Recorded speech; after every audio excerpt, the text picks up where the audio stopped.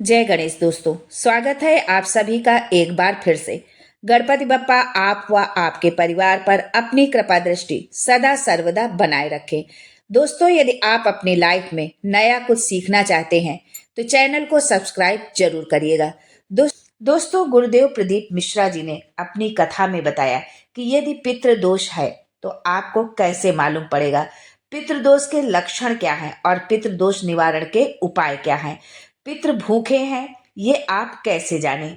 दोस्तों, यदि रात्रि में सोने के 1-1.5 घंटे बाद आपकी नींद खुल जाती है और 1-1.5 घंटे तक आपको नींद नहीं आ रही है, आप उठे हैं तो आपको प्यास लग रही है, भूख लगने लगी, 1-1.5 घंटा सोने के बाद अचानक आपकी नींद खुले, भूख लगे, प्यास लगे, तो समझ जाइए कि आपके पितृ भूखे हैं और प्यासे हैं।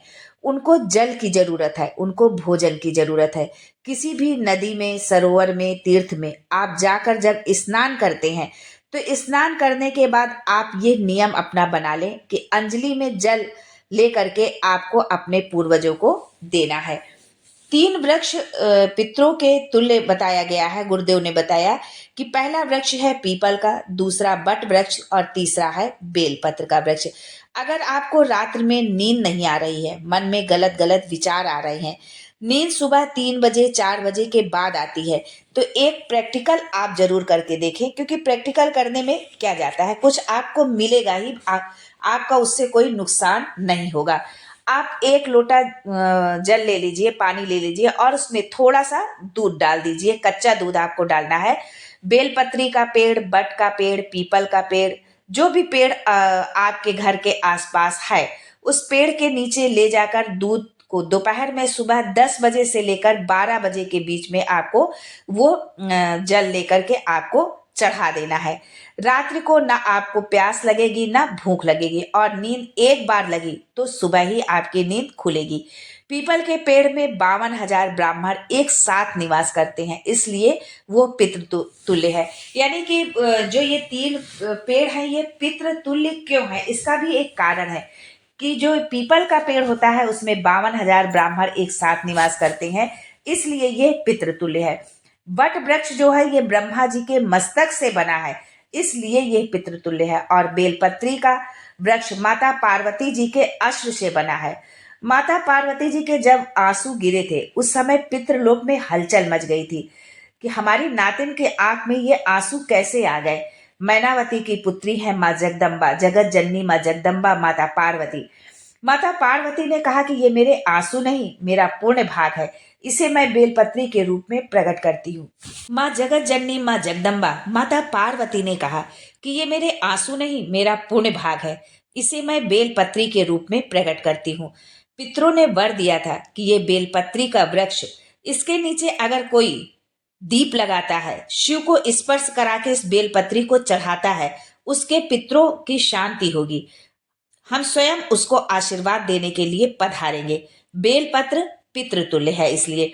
दूसरा लक्षण है पितृदोष का कि यदि पितृदोष है तो घर में कोई भी शुभ कार्य ना होना, जो है कि लंबे समय से घर में कोई भी शुभ कार्य नहीं हो रहा है, वंश की वृद्धि नहीं हो रही है, 1 रुपए हम कमा रहे हैं, 1.25 रुपए खर्च हो रहे हैं, कमाई 10 जगह से आ रही है पर टिक नहीं रही, धन टिक नहीं रहा है, पैसा आया गया, अर्थात पितृदोष है। छोटी छोटी बातों में विवाद चालू हो जाए, छोटी छोटी बातों में क्लेश हो जाए घर में, तो समझ लीजिए कि पितृदोष है। हमारे पूर्वज हमसे खुश नहीं है, प्रसन्न नहीं है। बहुत से लोग कहते हैं कि श्राद्ध बड़े बेटे को करना चाहिए या छोटे बेटे को करना चाहिए, तो इसके लिए शिव महापुराण की कथा कहती है कि जायदाद का पूरा हिस्सा बड़े ने लिया हो और तुमने अपनी माता का दूध ना पिया हो तो एक ही को करने दो, लेकिन अगर तुमने अपनी माता का दूध पिया है और एक छोटी सी अंगूठी, छोटा सा एक कपड़े का टुकड़ा भी यदि आपने लिया है, जरा सा भी अगर आपने कुछ भी लिया है, तो आपको श्राद्ध तो करना ही पड़ेगा। अब प्रश्न बहुत लोगों के मन में ये भी उठेगा कि अगर हम श्राद्ध ना करें, बड़े भैया के पास कर रहे हैं, बड़े भैया कर रहे हैं तो उनके यहाँ चले जाएं, तो चले जाओ, मना किसने किया है। पर यदि वो पूड़ी का घी तेल वो लगा रहे हैं तो खीर के लिए दूध सामग्री आप दे दो, यानी आप भी उसमें अपनी सहभागिता निभाओ।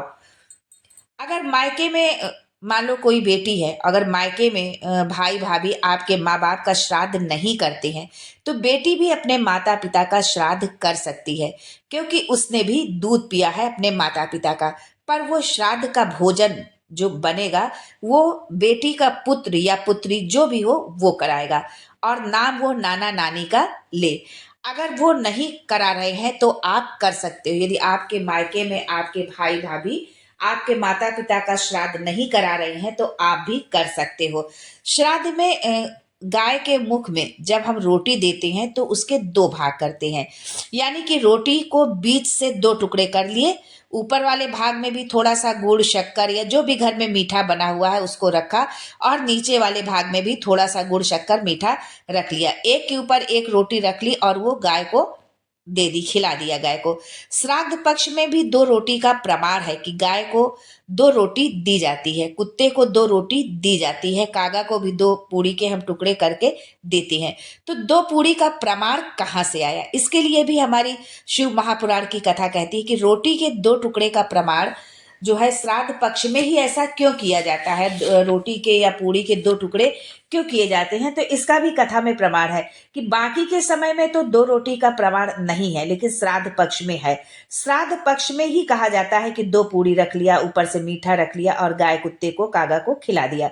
उसका कारण क्या है? उसका कारण बस ये है कि नारी ने जो भोजन का निर्माण किया है, जो भोजन उसने बनाया है, जो घर की बहू बेटी ने भोजन बनाया है, माता ने भोजन बनाया है, पिता जो है पुरुष एक कुल को मतलब तारने वाला होता है, पर बेटी दो कुल को तारती है।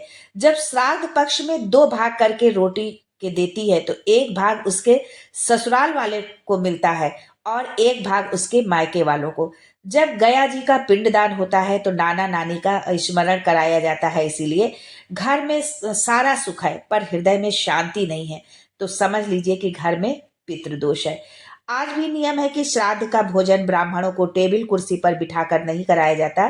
श्राद्ध का भोजन आज भी जो है भूमि पर आसन लगाकर ही कराना चाहिए और कराया भी जाता है, लेकिन बहुत से लोग आजकल के मॉडर्न युग में बहुत से लोग ऊपर कराते हैं, तो ये शास्त्र के विपरीत है, ऐसा नहीं करना चाहिए। जमीन पर बैठकर भोजन कराना चाहिए, क्योंकि जब भूमि पर बैठकर भोजन कराया जाता है तो इसी भूमि से न जाने कितने पितृ गए हैं, कितने तर्पण हुए, कितनी तिलांजलि हुई है। इसी भूमि से, इसी रज से, इस कण से न जाने कितने जीव चले गए। अब यदि कुर्सी टेबल पर ब्राह्मण को भोजन कराने का प्रमाण नहीं कहीं मिलता है तो भूमि पर ही ब्राह्मण को भोजन आप कराएं। जमीन पर बैठे हुए ब्राह्मण को भोजन परोसने के लिए आपको झुकना पड़ेगा। झुकने से एक प्रमाण ये भी कथा में है जो है कि झुकने का क्या फल मिलता है। जब हम झुक करके ब्राह्मण को भोजन कराते हैं तो उसका क्या फल मिलता है। यशोदा जी की उम्र 52 साल की उनकी उम्र थी और उनके कोई संतान नहीं थी। यशोदा जी सावन के महीने में श्रावणी करने आए हुए ब्राह्मणों को मात्र खीर परोसने के लिए गई थी। 52 साल की उनकी उम्र थी, संतान का सुख नहीं था, खीर परोसने के लिए गई थी। ब्राह्मणों ने देखा कि इनके घर में संतान नहीं है, पुत्र भाव कह दिया। आशीर्वाद में उन्होंने यशोदा जी को पुत्र भाव कह दिया। यशोदा जी के पति नंद जी ने कहा कि अरे बाबा, मैं 60 साल का हूं और ये 55 साल की है, बाल हमारे सब श्वेत हो गए, सफेद हो गए हैं, और आप कह रहे हैं कि पुत्र होगा, कहाँ से होगा। ब्राह्मणों ने कहा कि ब्राह्मण जब भोजन करता है, भोजन करते समय जब वो वर देता है, आशीर्वाद देता है, तो वो वर आशीर्वाद गलत नहीं हो सकता, कभी वो झूठा नहीं जा सकता, खाली नहीं जा सकता, कहीं से भी आएगा, पर पुत्र तो आएगा ही, और आया भी, क्योंकि आशीर्वाद दिया था एक ब्राह्मण ने। श्राद्ध पक्ष का भोजन टेबल पर नहीं, कुर्सी पर नहीं, श्राद्ध पक्ष पर भोजन ब्राह्मणों को आसन लगाकर जमीन पर कराना चाहिए। तर्पण तिलांजलि सब भूमि पर होती है। आज के लिए बस इतना ही दोस्तों, मिलते हैं अगले वीडियो में एक नई जानकारी के साथ। तब तक के लिए श्री शिवाय नमस्तुभ्यम and thanks for watching my video.